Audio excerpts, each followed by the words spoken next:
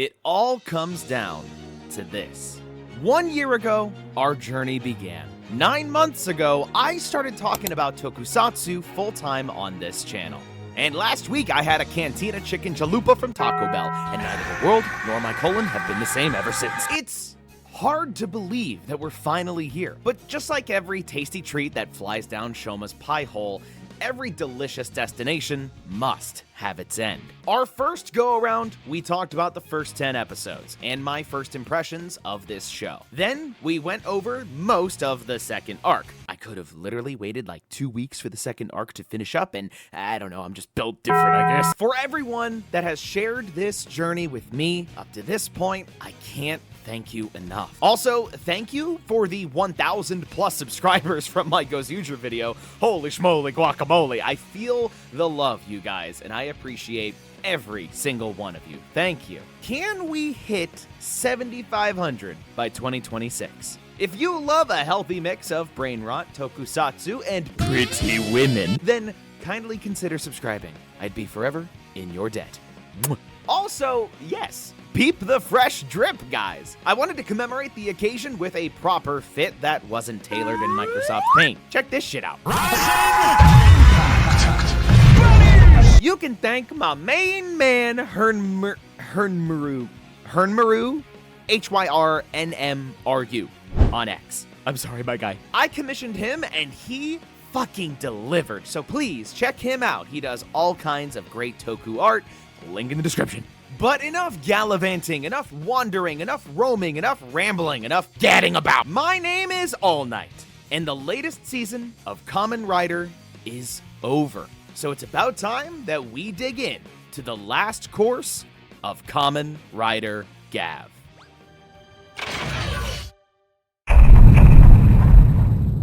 Suga's fucking dead.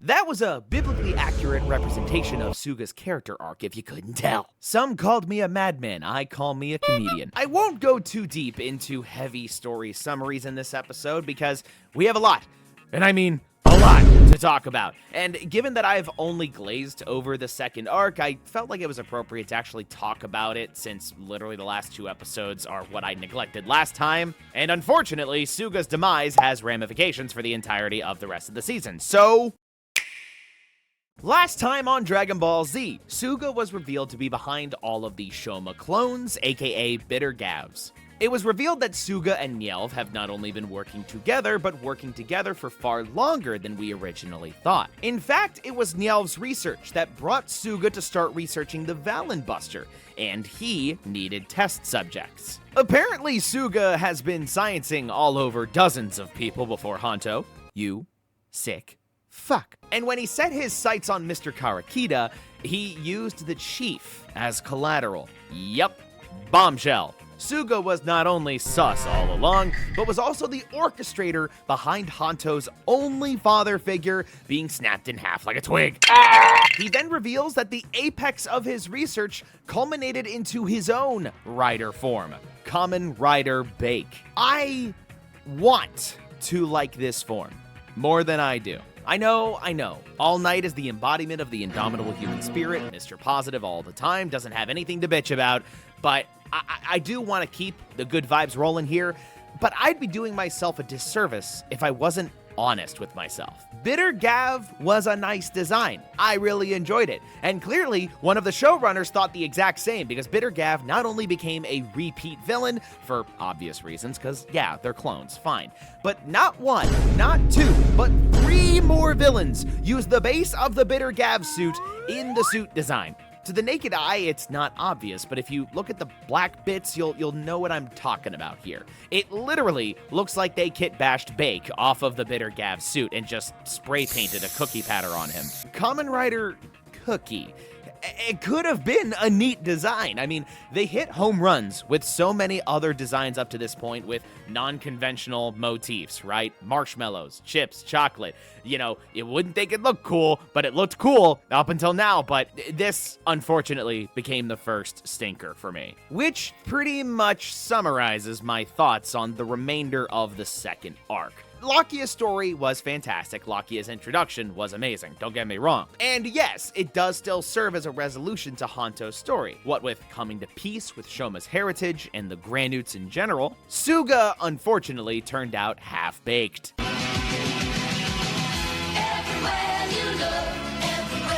Spoiler alert, but villains will be a common point of discussion today, so buckle up, do the thing, Papa John's. Suga's drive was science for science's sake. That much was obvious. His penultimate goal was to build the ultimate life form.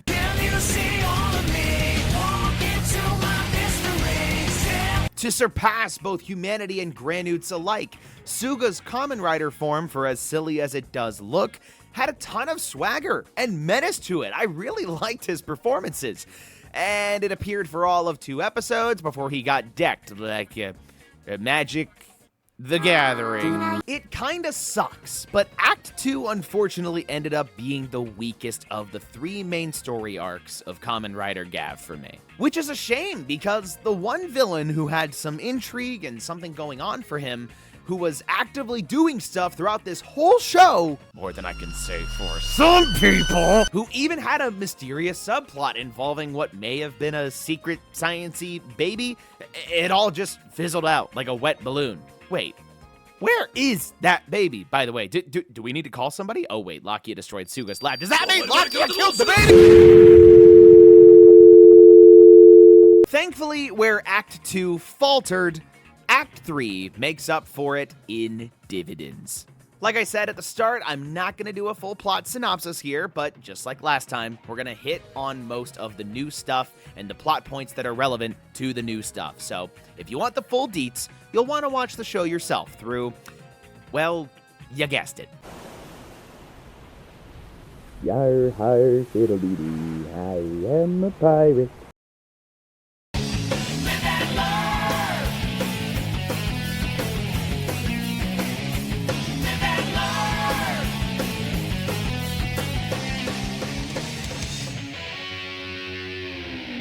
The cornerstone of every Kamen Rider season.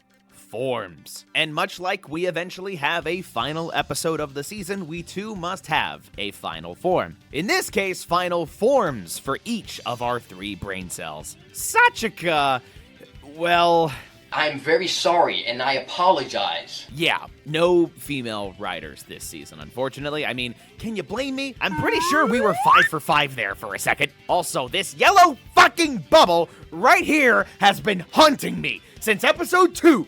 And you mean to tell me that there was no payoff? Yellow bubble? More like schmellow stubble, if you know what I'm saying! Also, I'm not gonna get another chance to talk about Sachika, so I'm just gonna put this right out here. Sachika as a character throughout all of the show was fantastic. I kinda wanted her to just have a little bit more of an arc, because we got glimpses into what could have been a tragic backstory for her, but then the plot just kinda forgets about that a little bit. Don't get me wrong, we do stand the indomitable human spirit on this channel, but Sachika was inches away from having just a little bit more motivation behind her unwavering force of positivity. However, it unfortunately seems like the show needed to make time for Lakia, Shoma, and Hanto, and had to put Sachika in the back seat.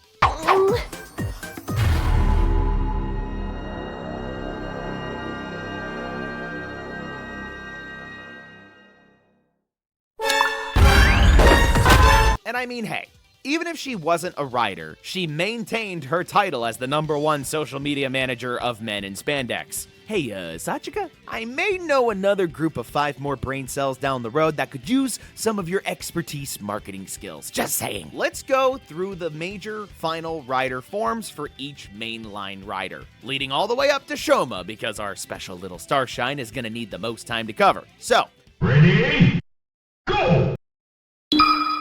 my main man, Hanto. I said from the very start that I loved Valen, and Valen was my favorite rider simply for design reasons. The chocolate theming just worked way too well for his suit, so how do we improve on perfection, you say? We take the ice powers from Blizzard Sorbet and make it fluffy. Wait a second, Kamen Rider Coffee, you trying to steal my flow, Hanto? I'll show you the real definition of caffeine overdose! Wait.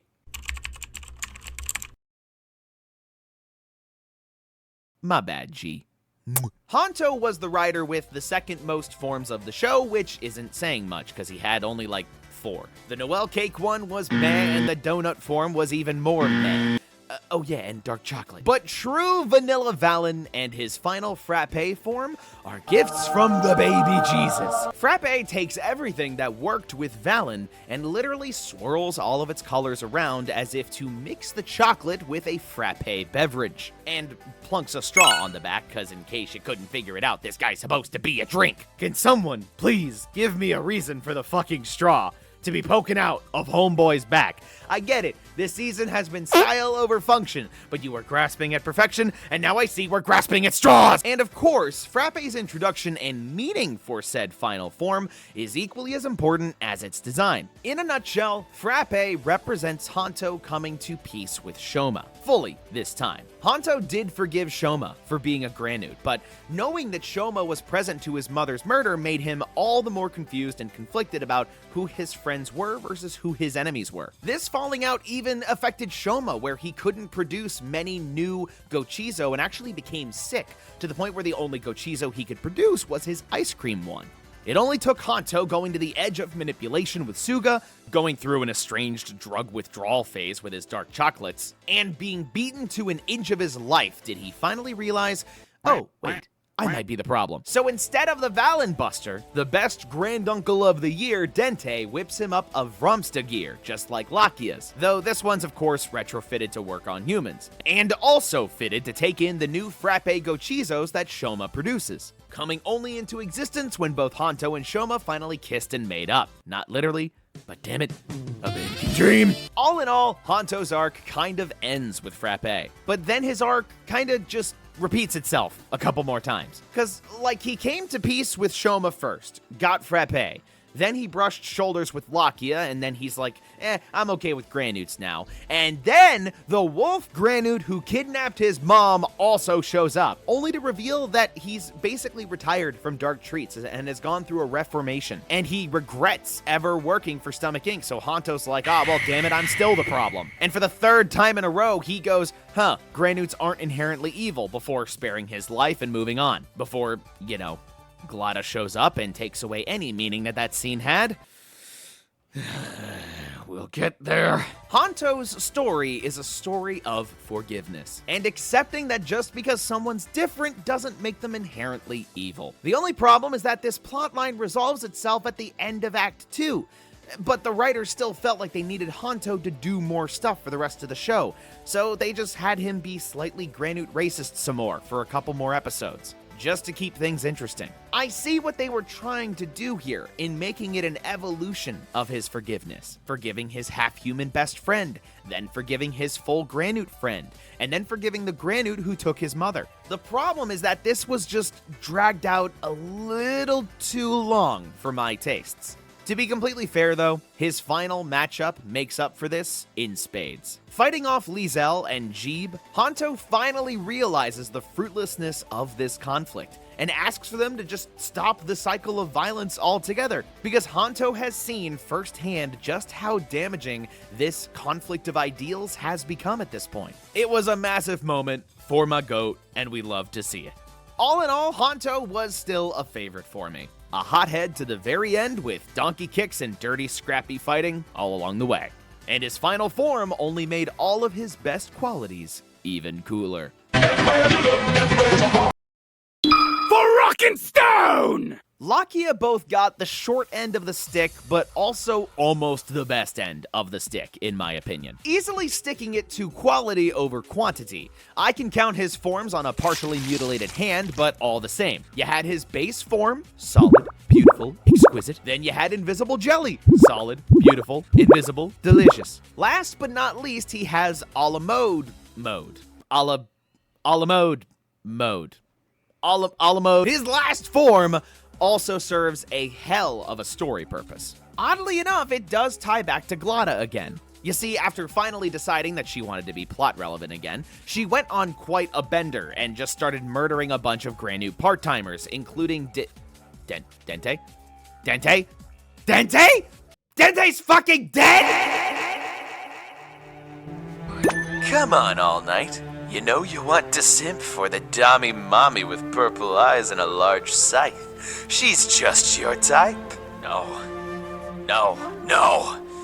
Dente was the last of Shoma's Granute family. The person on the other side who was the only one who saw what they were doing was wrong and made enough sense to try and make it right. I don't want to be horny anymore.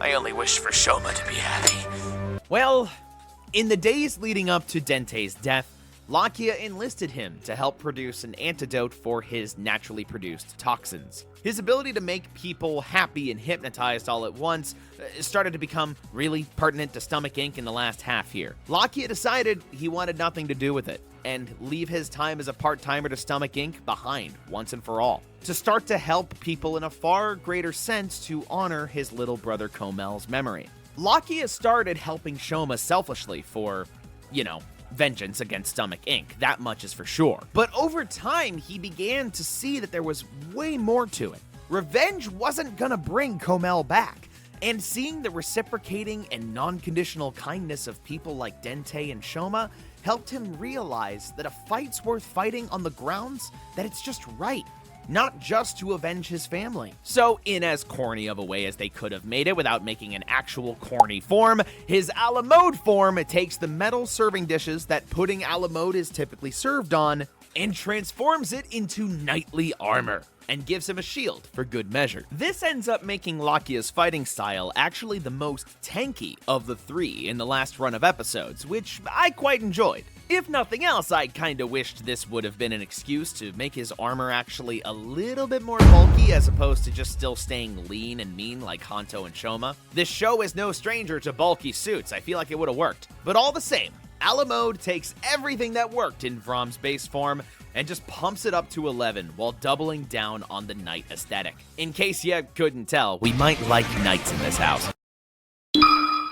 My baby boy, Shoma. His forms get slightly more complex, some redundant, some not, and others making me question existence itself. For starters, before I even talk about all the new forms in the third act, I gotta say, I am overtly impressed with how much love Shoma shows for his previous forms. Even if they're not inherently his most powerful forms as a base, he kinda follows Goku logic in a way, where his forms somewhat carry his own strength as he grows and uses new Gochizo. Like, I thought we would never see K-King again, but that son of a bitch was out for blood and was basically present for every single Stomach Inc. family member's demise. Minus Longo, but we'll get there. Clearly, the showrunners knew K-King was the best one and wanted to keep him around for as long as possible. But it's funny, because even his base form or one-off forms like Fuamalo get some love in a handful of episodes. Shoma's fighting style almost takes on a Ben 10 approach in some episodes, where he'll start cycling through multiple forms in one fight. Different tools for different jobs sort of idea here. I love that. And it makes his fighting style as a rider all the more unique because of it. It worked in Act 1, continued to work in Act 2, and ramped up to 11 in Act 3, since Shoma just has oodles and oodles of forms now. But enough dawdling, we've got new shit, baby! As the fights begin to ramp up in intensity, with a greater need to use more Gochizo power than ever before, Dente creates what's called the Gochi Pod, a special Gochizo container that contains 100 of the little suckers at once, allowing for Shoma to transform into a form that utilizes all of their power at once, as opposed to one at a time. In Gavv form, it grants him immense strength and punching power, though he's considerably slower than before. Definitely a tanky form here, and I love it so. Master Gavv, on the flip side, filters this power and refines it. While his punching and physical power isn't quite as amplified, his maximum speed goes to insane levels. The Flash fucking wishes he could. And it also doubles as a way for him to use the powers of other forms without the need to transform separately. Kind of a catch-all to other forms similar to K-King. Holistically, I love the idea of Over and Master Gavv, especially as final forms, as opposed to just one final form. It somewhat represents Shoma's ingestion and appreciation of the snacks that he regularly takes in. There's a mini subplot in the introduction of these forms where Shoma shouldn't just be shoveling down his food all willy-nilly, just to make gochizo. He needs to remember that he needs to savor and appreciate each snack individually. That's the whole reason why he's able to make gochizo in the first place. This will allow for him to more properly enjoy each snack, and therefore make sure that he's able to produce gochizos more effectively. That and the choreography with when these suits are being used.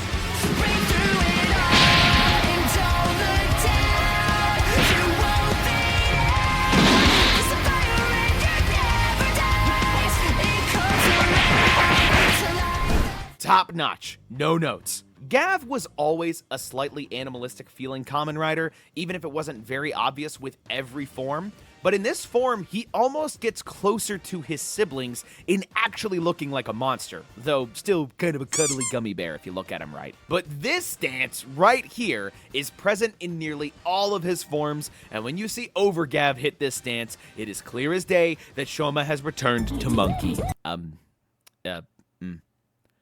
Bonanza! On the literal flip side, to have this form be present alongside Master Gavv, wherein Shoma has to balance switching between two final forms, two expressions of the same power, just distributed differently, that makes for some insanely creative fight sequences that were easily my favorite of the entire show. I'd say Master Gavv's first fight against Longo in particular highlights just how DBZ these fights can actually get, especially when Shoma pulls out that Gochi Pod. Wait, did I say final form? Ha! Psych!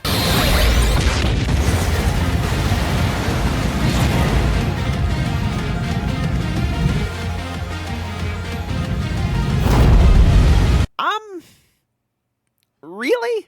Look, again, I want to stay positive here, but Shoma's true final form, Amazing Gummy, unfortunately leaves much to be desired here. Let's go over what works before I rip this poor Crimson Boy apart. First off, the fight with Amazing Gummy versus Baka, stellar. No notes. So sick. So fun. So amazing. The fire effects on the henshin and the fighting, so goddamn dope. That, and I kinda see what this form is trying to do and what it's supposed to represent. Sure, it's literally a red Gavv, the thing that everyone at Stomach Inc. won't shut the fuck up about. The red Gavv, the red Gavv, the red Gavv. From day one, there was always something special about this plastic-looking organ that's grafted onto Shoma that just made him feel different. But none of his forms ever really adopted a red color scheme, except, of course, Amazing Gummy. I'm sure the real answer is out there somewhere, so if anyone wants to correct me on this theory, please feel free to comment down below. Let me know. But how I think Amazing Gummy was supposed to be drummed up here is that in Shoma's most dire hour against Baka, he scoops up not only his first snack from the human world, poppin' gummies, but also you'll notice, if you look carefully, a handful of rocks mixed in his hand there as well. He chomps down on all of them at once. It's been a known point up to this stage that Granoots do actually eat rocks, it's just a part of their diet. But Shoma has obviously been indulging in human treats as opposed to rocks for a very long time. So in his most desperate time, he combines his love of human treats and acknowledges his Granoot heritage, all in one snack. Shoma, I'm sorry, but you ain't no Ratatouille here. The last charcuterie board I made did not have rocks. I'm just saying. Combine that with a little bit of his own blood, I think, and bam, you get a red Gavv form that represents Shoma's fiery desire to bring peace to both Granoots and humans once and for all. This almost works for me. The only problem is that K-King already did that, and honestly, did it better. The complete opposition of what K-King does versus what Amazing Gummy does as a power-up couldn't be more apparent. Cake was Shoma's mom's favorite snack. Shoma wanted to make a snack on his own as opposed to relying on someone else to make it for him. This will be massively important for the ending, so buckle up, like, and subscribe. K-King is also one of only two forms that allows Shoma's Gochizos to take on a much larger form in the form of the whipped cream soldiers. mirroring the minions made by other members of Stomach Inc. K-King was meant to represent the perfect combination of Shoma's granute and human heritage. It was Shoma's grand desire to share his love of snacks and treats with the world while also still being a granute. And it was an homage to his mom, human and granute heritage combined. So to use Amazing Gummy as this sort of, we wanted to make one more final form in the penultimate episode of the series, it kind of felt rushed. It doesn't help that it shares the same helmet as Master Gavv, just painted red, and it really doesn't exude many different abilities other than just fire. This could have easily been a spicy pepper form or just another random fodder form for Shoma that did use fire early on, but for being his final form, it really just didn't feel like one. I still think that Master and Over Gavv, despite not having the finalistic symbolism of K-King, were still more interesting and fun final forms that had something going for them, and for that, I consider this to be Shoma's true final forms. Again, don't want to take away from that final fight, because goddamn, the 3 brain cells kicking Baka all at once, cinema, if I done ever did see it. Also, side note here, I know I already talked about Hanto, but if someone could please give me a Hanto donkey kick count for the entire season, I'd love to see just how many times this guy wanted to kick with both feet just to prove a point. Cinema, once again. Alright, oh yeah, this guy! Oh, you're a villain, all right. Just not a super one. Yeah?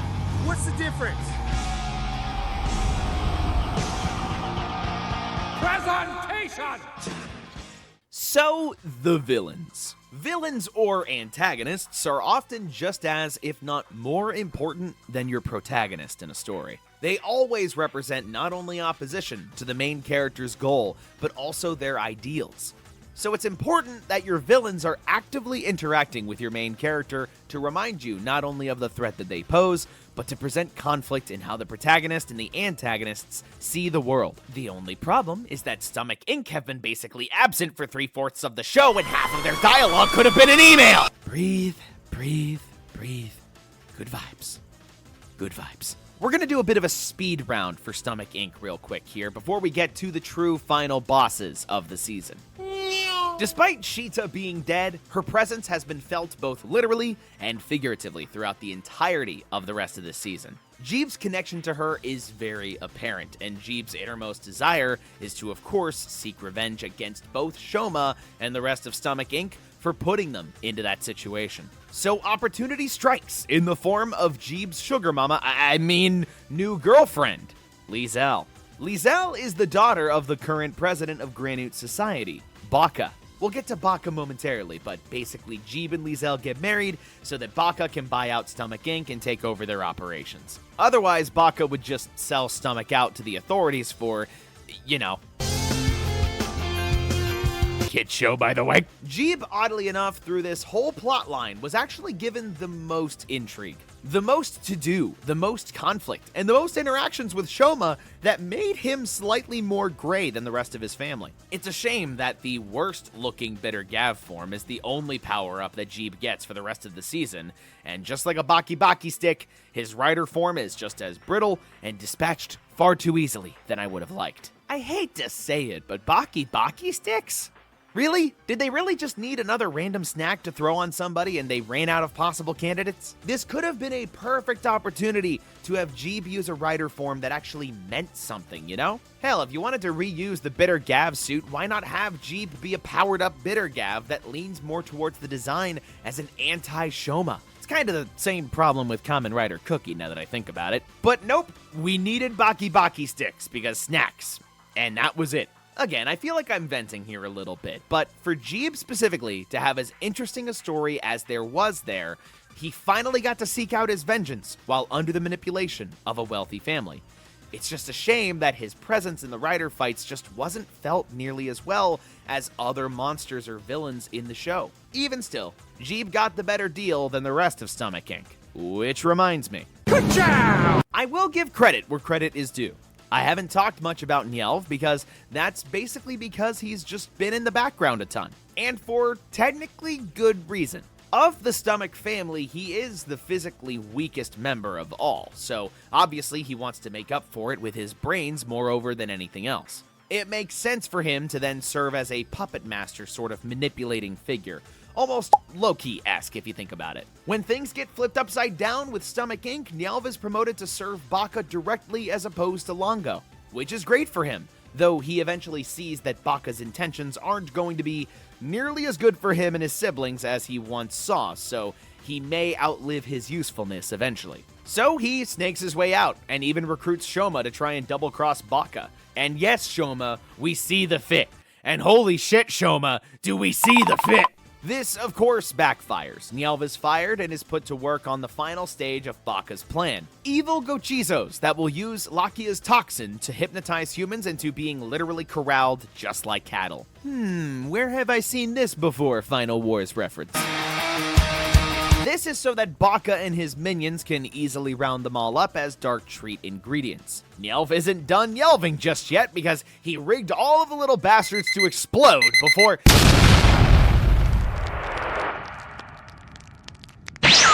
Huh.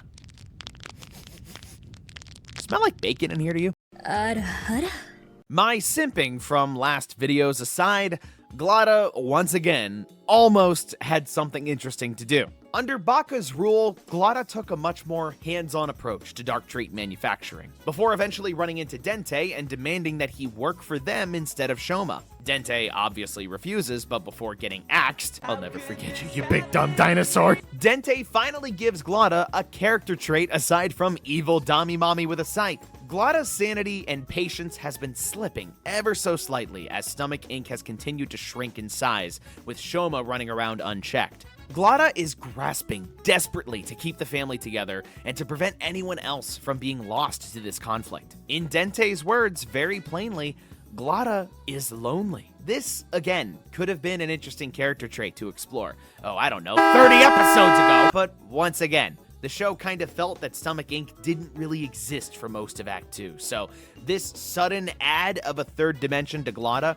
just unfortunately comes too little too late for me. Though again, her presence is still felt for the handful of episodes that she's featured in, and her fight with Vrom and the escalation to his inevitable final form, still a pretty good highlight for me. I'm not gonna lie. Again, even if it came far too late. Rest in peace, Glada. Your placement on my Hear Me Out cake has now officially been replaced by Granute News Reporter number 4. What? It's called a Hear Me Out cake. What do you want? Leviosa. Stop it, Rod. Stop. Trust me, Longo will get his turn, but it actually does make sense for me to talk about our newly scary Squid Daddy first before we talk about where Longo ended up. Like I said before with Liesel, Baka is the current president of the Granute Society. Re-election is coming up, and his daughter just so happened to stumble upon the biggest money-making machine in their world. While, yes, technically illegal, Baka sees opportunity in the financial and psychological power that dark treats can bring. Political power and illegal undertakings? I couldn't fucking imagine. Granutes will do anything for dark treats, so naturally a political figure could use these treats to serve his own selfish goals, such as winning the re-election. So Baka naturally buys out Stomach Inc. to push his agenda of invading the human world and seizing even more power for himself. This is the through line that Baka's character takes, and in all honesty, I kinda dig it. Kinda one-dimensional, kinda simple, but I love a good, haughty political villain. And even if he doesn't really go through an arc, per se, his presence is still felt. Way more actively than the rest of Stomach Inc. have up to this point. He even parades around in the human world as a hello, sailor! Buddy, who does your hair? Because I think if I stare at your luscious locks for too long, my eyeballs might go sunny side up. Despite being a slimy politician who wants to seize more power to have others do his bidding, couldn't relate, Baka is oddly active in his interactions with both Shoma and Stomach Inc. as a sort of secondary antagonist that both Shoma and Stomach Inc. now want to foil at the end of the day. Hell, he even has this, like, spiritual pressure type attack that allows him to force people to kneel before him without him even needing to lift a finger. This is the type of villainous presence that you want to feel out of your antagonist. Menacing, imposing, powerful, a bona fide problem to be solved. And solved it, we did, because the penultimate episode and 3-on-1 fight with Baka is one of the best in the entire season. And I could rewatch this fight over and over and over again. It is that fucking good. So Baka, I appreciate you stepping in and giving Stomach Inc. a run for their money when it comes to a true, meaningful antagonist this season. That is, of course, unless someone else can redeem the family name and make themselves useful.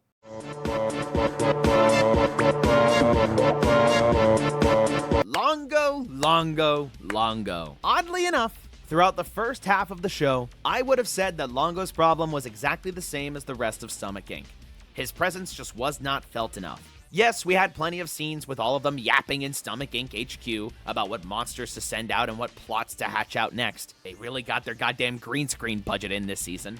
But Longo being the figurehead just never really felt like a character. You knew through subtle nods that he obviously has a deeper grudge with Shoma than the rest of the siblings do, to some degree. But other than one scene where he showed up and whooped Shoma's behind, he never really did that much anymore. I guess if you want to count arranged marriage in his list of evil deeds, sure. I think the problem amongst all of Stomach Inc. is that the Granoots they employed had far more interesting backstories and grudges with our main characters than, well, the main antagonists of the show ever did. Well, Longo must have gotten my thoughtfully worded letter from my last video, because I dare say he locked the fuck in this go-around. After being employed by Baka, Longo now also takes a much more direct approach with Dark Treat Collection, and dares to do so on a much larger scale than ever before. Collecting humans in droves, like through concerts and social gatherings, and even airports, and oh shit, that is just a bona fide terrorist attack. What the fuck? It's insane to me that the moment that Longo starts actually doing things and acting like a bona fide Final Fantasy villain,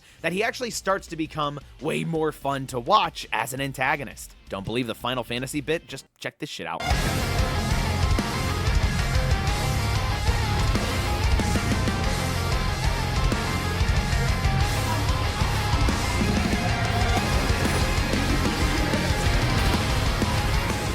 Longo's great conflict was in the running of Stomach Inc. as a business. He takes great pride in what the early trajectory of Stomach Inc. was. Profit by any means necessary. So when he sees weakness in his own father's methods of running said business, Longo is revealed to of course be the one that murdered their father. You would think that Shoma would have more to be mad about with that massive reveal, but he just isn't. Always a mommy's boy, that one. So, moving on. This is what drives Longo. The status quo, the comfortability of Prophet and his family being a part of that profit. To see Shoma reach out and be different and make happiness in his own way is what infuriates Longo so much and drives his deep-seated hatred for him. He's also kinda xenophobic in a way, basically always calling Shoma an abomination and saying he should never have been born, further fueling his hatred for just how different Shoma has become. Though Longo does have an interesting mini arc where, after he is presumed dead after trying to fight Master Gavv, he goes into hiding and starts pulling the strings behind the scenes, helping Shoma and the gang get back at the Granoot world and cave in Baka's business operations from the inside out. Much like the rest of his siblings, this is of course only a ruse to further his own selfish ambitions, because as soon as Baka's dead, he just says yoink and steals Baka's own plans for domination and just does it again, and rounds up more humans, just like before. Hey man, can I copy your homework? Yeah, sure, just don't make it obvious. It is only in the final confrontation between Shoma and Longo that we get some proper closure and satisfaction from this character arc. Shoma also had a mini arc in this final act, in that he was trying to shoulder way too much responsibility from the Granoot world, basically trying to solve everything without Hanto and Sachika and Lakia's input. But they all finally snap some sense into him and say, just because you're a Granoot doesn't mean you have to be the one that fixes this whole mess yourself. We want to be there for you too, because we your friends, dum-dum. This realization and power of friendship type deal is in direct contrast to Longo, who basically only sees Stomach Inc. as under his rule, and only he can make Stomach Inc. the way that it should be, and that he doesn't need his siblings to make it happen anymore. Shoma finally challenges Longo one-on-one, not just physically, but psychologically, daring Longo to think about what makes him truly happy. Because he's only driven by profit and domination, he dares Longo to consider if this is what makes him happy, or if this is just the way things have always been, and he's just forcing the status quo on himself and others for the purpose of a profit. Longo, being Longo, of course, ignores all of that and says, let's get right to the fucking fisticuffs. We then commence with not only one of the coolest fucking raw henshin Shoma has ever pulled off, but also one of the sickest fights in the whole show. I know I keep saying that, but hey, despite the villains, Act 3 locked the hell in with the action, okay? Brother versus brother. Longo's ultimate power versus every single one of Shoma's forms. Or at least most of them, I guess. You know, even Toei forgot about that stupid Noel cake form. In what feels like a countdown from his latest form all the way back to his very first, Shoma gives Longo the ultimate decision. One that he has granted every single Granute from the start of this show. Give up dark treats, or be put into the ground for good. Spoiler alert, but I think you might know what option Longo chose.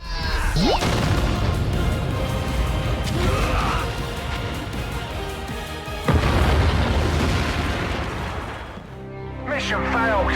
We'll get them next time. I cannot emphasize enough that despite my grievances with how some of the villains and plot threads were handled towards Act 2 and Act 3, the action has and continues to be top-notch. So to have the final rider kick be from Shoma's unmorphed form transitioning to Poppin' Gummy, his very first form, that's art right there. You don't get that type of shit anymore. When the hero has 1,000,001 forms, you just don't get that raw satisfaction of keeping it basic, you know? Not Shoma though. He's built different, he's built based, he is him. Despite Longo taking a back seat for more than 60% of this season, his presence started to be felt in a much more grand sense towards the finale, in a way that I think kinda made up for it. And while I thought Baka was going to serve as the true final boss, I think it was far more fitting to allow Longo be the true conflict after all, as it represents the overarching matchup of the entire season. It was always Shoma versus Stomach Inc. Longo is Stomach Inc. and what it represents. A dark, twisted business that thinks about profit first and innocent lives and well-being second. In a weird way, you can almost see that as an excuse for why Stomach Inc. was not always present. It's because they didn't need to be present. It's always the CEOs, the evil figureheads of a massive business, just having everything be done by the workers and the poor people below. It is truly a representation of the darkest parts of capitalism, and why is this too fucking real? So long, partner. Kamen Rider Gavv. A journey not just for Shoma, but for what feels like myself. Now, listen, this ain't a pick-me moment here, but hear me out. Kamen Rider Gavv has officially served as the first season of Kamen Rider that I have seen front to back. And unlike something like Game of Thrones, where the finality did not feel earned, it was uninteresting and confusing, Kamen Rider Gavv wraps up everything in a way that makes sense without sacrificing too much for the sake of loss. The doors between the Granute world and the human world are now sealed. Lakia is stuck in the Granute world, but looks to make a better life for himself now. There's a handful of Granutes stuck in the human world, but Shoma starts a bright treats business of making his own snacks to help rehabilitate those who were manipulated by Stomach Inc. And Hanto even gets in on the action by helping to track down the missing Granutes and make sure none of them are causing problems, you know? Is it simple? Yes. Is it satisfying? Also, yes. Again, you may have heard me complain over the villains and the arcs that the opposition goes through throughout today's episode, but that's only because Stomach Inc. as a whole had so much potential early on, and their potential was instead redirected towards the Granute Society, which in a weird way is poetic. The true conflict wasn't in the toppling of a mega corporation. The conflict was that of ideals, and the struggles and strife of those caught in the crossfire of profit. Whether they were beyond saving or have made a shot at redemption, Kamen Rider Gavv wasn't the story of Stomach Inc. It was the story of Shoma trying to outdo the negativity of Stomach's influence with his own positivity. While the leaders of said corporation weren't necessarily directly involved in the conflict until the very, very end, their presence was felt in the lives that they ruined and manipulated all along the way. And that is a layer to this cake that I bet you weren't expecting. See, I can do food metaphors too. Take that, Gavv! While I wished that the individual antagonists could have had done more, this show succeeded so well in so many other areas that it's hard for me to have those gripes be what soured my entire experience. Because the truth is, I loved this show from beginning to end. And now that it's over, I'm gonna miss it. I'm gonna miss the 3 brain cells and their moms solving mysteries and saving granoots. I'm gonna miss the wild and wacky suits, and while based on food, they were all so cool and unique in their own way. I'm gonna miss that catchy as hell theme song. Never talked about it, but the opening of Kamen Rider Gavv is gas, and you should listen to it. Top notch. I'm also going to miss the stellar choreography that excelled in not only one-on-one simple street-level fisticuffs, all the way to the high-speed, super-powered beatdowns that rival anything that Marvel has pushed out in the past 7 years. I said it. Fight me, you'll lose. And with that, I'm done talking about Kamen Rider Gavv. I'm not one for ratings or scores because I just feel like putting numbers to a thing makes it far too objective and it never really illustrates a true opinion. Should you watch Kamen Rider Gavv? Yes. If you're a Toku fan, this is a must-watch season, bar none. And with the next season already well underway, I'm in shock that we're finally at the stage where Tokusatsu is finally becoming more widespread than ever before. Ultraman has gone global. Kamen Rider Zets, our next Kamen Rider season, is streaming right now to more countries, including the US. Super Sentai just needs to catch up. Come on, guys, you can do it. I believe in you. In its own way, that's why I started my shift to be a Tokutuber. I started this channel as an estranged way for me to fulfill my old childhood fantasy of being a famous YouTuber, like the AVGNs or the Cat Icaruses before me. I'm still a gamer at heart, but my love of the Toku genre obviously started early on in my love of Power Rangers. And now, Kamen Rider has helped fill in that gap that Power Rangers left behind for me all these years later. A secondary goal of this channel eventually became to build a community that could help influence the spread of this genre for fans of the show outside of Japan. For Toku to be freed as a genre from behind a locked metal wall and inaccessible to most of the rest of the world. That was my channel's goal at one point, to bridge the East and the West. And it still is. I honestly just wanted to have a good time talking about a good show. So to say that I am immensely humbled and grateful that y'all have shown up for not once, not twice, but 3 times over now about me just talking about Japanese men beating each other up in rubber suits is the understatement of the decade. And to know that Kamen Rider is finally inching towards a global franchise, it makes me a little emotional. I'm not gonna lie. From here, the sky's the limit.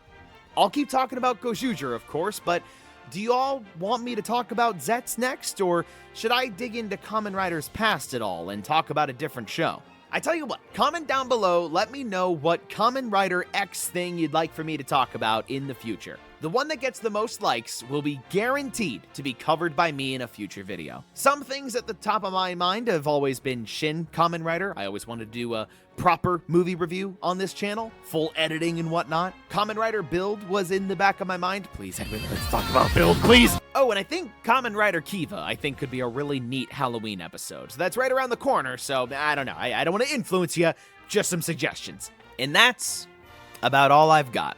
Again, thank you all from the bottom of my heart for joining me on this journey from front to back. Next time's actually gonna be a surprise. If it won't be Gozuger just yet, but if you've been watching this video carefully, there's a pretty big hint at what I want to cover next. So I guess you'll just have to watch the video again if you want to know what I'm covering next time, don't ya?